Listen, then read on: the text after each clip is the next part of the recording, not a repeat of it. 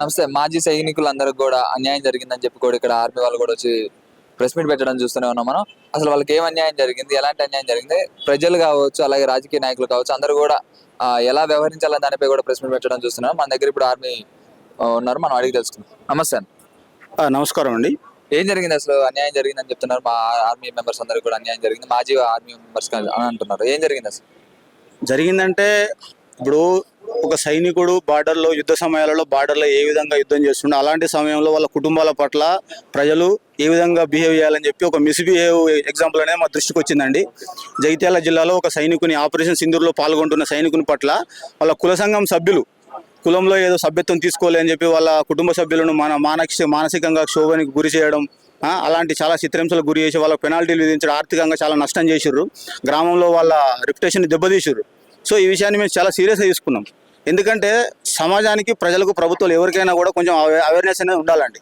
ఎందుకంటే ఇప్పుడు ఇలా సైనికుడు బార్డర్లో ఉంటాడు, ఆపరేషన్ సింధూర్ లాంటి బార్డర్లో సిచ్యువేషన్లో ఉంటాడు. అలాంటి కుటుంబం వల్ల ఆయన సంవత్సరానికి వచ్చేది 3 నెలలు లీవ్, 9 నెలలు బార్డర్లోనే డ్యూటీ చేయాల్సి వస్తుంది. సో ఆ 9 నెలల బాధ్యత ఇక్కడ ప్రజలది, ప్రభుత్వాలది, ఆ సైనిక కుటుంబాలది, ఆ సైనికుల కుటుంబంది. సో అలాంటి సమాజమే ఇలా సైనిక కుటుంబం పట్ల మిస్బిహేవ్ చేస్తుందంటే అవేర్నెస్గా. సో ఎంతో కొంత ఈ సమాజానికి అవేర్నెస్ అనేది చాలా ఇంపార్టెంట్.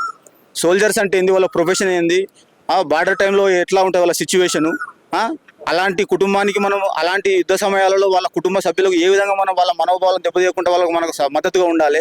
ఈ అవేర్నెస్ అనేది రాష్ట్ర వ్యాప్తంగా తీసుకురావాలి. ఇది చాలా కంపల్సరీ అండి. ఎందుకంటే వాళ్ళ ఒక సమస్య మా దృష్టికి వచ్చింది, మేము సాల్వ్ చేసినాం. ఇమీడియట్లీ మేము డీజీపీ గారి దృష్టి తీసుకెళ్ళగానే జగిత్యాల ఎస్పీ గారు పోలీస్ డిపార్ట్మెంట్ అంతా అడ్రస్ చేసి వాళ్ళని సాల్వ్ చేసారు, వాళ్ళను కేసులు ఫైల్ చేసి రిమాండ్ చేయడం జరిగింది. సంతోషమే సార్, కాదని అంటలేము. ఇలా ఈ సమస్య ఇది ఒకటే కాదు, ఈ సమస్య ఈ సైనికుడు ఒక్కనే కాదు, ఇలాంటి సైనికులు చాలా సమస్యలు ఉన్నాయి రాష్ట్ర వ్యాప్తంగా. ఒక సైనికుడు నార్త్ ఈస్ట్ అరుణాచల్ బార్డర్ నుంచి ఫోన్ చేశాడు, line of actual control China నుంచి దుబ్బాకలో మనం చూసినాం. నా భూమి అక్కడ విఆర్ఓ కబ్జా పెడుతుండని. ఇలా సైనికుడు బార్డర్లో దేశ బార్డర్స్ కాపాడుతుంటే ఇలా ఆయన పట్టభూమి ఇక్కడ కబ్జా పెడతారు అంటే ఎంత ఎంత ఎంత దరిద్రానికి వీళ్ళు ఈ ప్రజలు ఈ మూర్ఖులు అనేది ఎంత బిహేవ్ చేస్తారు అనేది మాకు నేను చెప్పలేని సిచ్యువేషన్ మీరే అర్థం చేసుకోవాలని. సో ఇలాంటి సమస్యలను అడ్రస్ చేయడానికి మేము ఇలా రాష్ట్ర ప్రభుత్వ దృష్టి తీసుకెళ్ళడానికి గత ప్రభుత్వంలో కూడా రాష్ట్రం డీజీపీ గారి ఆధ్వర్యంలో ఒక కమిటీ అనేది ఉండేదండి. మాజీ సైనికులు ఎవరైతే రిటైర్మెంట్ అయ్యారో ఆ తెలంగాణ హోమ్ సెక్రటరీ అందరి ఆధ్వర్యంలో హోమ్ మినిస్టర్ అండర్లో ఒక కమిటీ అనేది ఉండే ఈ సమస్యలని అడ్రస్ చేయడానికి. సో అలాంటి కమిటీ ఇప్పటి వరకు 18 నెలలు ప్రభుత్వం ఏర్పడి ఇప్పటి వరకు ఎలాంటి చర్య లేదు. 18 నెలలైంది, అది చేయట్లేదు. సర్వింగ్లో ఉన్న సమస్యలు మాత్రమే కాదు, మాజీ సైనికులు ఎవరైతే రిటైర్మెంట్ అయ్యేస్తారో ఇవాళ 18 ఏళ్ళు 20 ఏళ్ళ భర్తీ 35 ఏళ్ళు నడి వయసులో రిటైర్మెంట్ అయ్యేస్తారో వాళ్ళ సమస్యలు, వాళ్ళ పునరావాసం కేంద్రం కూడా వాళ్ళ ప్లేస్మెంట్ విషయంలో కూడా రాష్ట్రంలో చాలా పెద్ద ఎత్తున సమస్యలు నడుస్తున్నాయి. ఎగ్జాంపుల్ తీసుకుంటే తెలంగాణ పబ్లిక్ సర్వీస్ కమిషన్లో తెలంగాణ రాష్ట్ర మాజీ సైనికులకు ఎక్స్ సర్వీస్మెన్లకు ఉన్నది 2% రిజర్వేషన్ సార్. Only 2% reservation. ఆ 2% పెంచలేదు ఇంతవరకు. ఇలా తెలంగాణ ఏర్పడితే మేము కూడా ఎంతో కొంత ఇదే అనుకున్నాం, ఇంతవరకు ఆ బెనిఫిట్ అనేది లేదు. మీరు రిజర్వేషన్ పెంచలేదు, సంతోషం, మేము కాదని అంటలేము. కనీసం ఉన్న రిజర్వేషన్ వాడుకోవడానికి మాకు అవకాశాలు ఉంటే మేము సంతోషిస్తాం కదా. గ్రూప్ 2, గ్రూప్ 3 దాంట్లో కూడా అన్యాయం జరిగిందని చెప్పి కూడా మెన్షన్ చేయడం చూస్తున్నాం. ఏ విధంగా జరిగింది? మాకు ఇక్కడ రిటైర్మెంట్ ఎవరైతే ఎక్సర్స్మెన్ ఉంటారో వాళ్ళకు ఓన్లీ గ్రూప్ 3 and 4 C&D గ్రూప్లలో మాత్రమే 2% రిజర్వేషన్ ఉంటుంది సార్. ఆ పోస్టులలో ఏంటంటే మాకు 2% పోస్టులు రిజర్వేషన్ ఉంటాయి. ఇప్పుడు 100కు 10 పోస్టులు మాకు రిజర్వేషన్ అయి ఉంటాయి.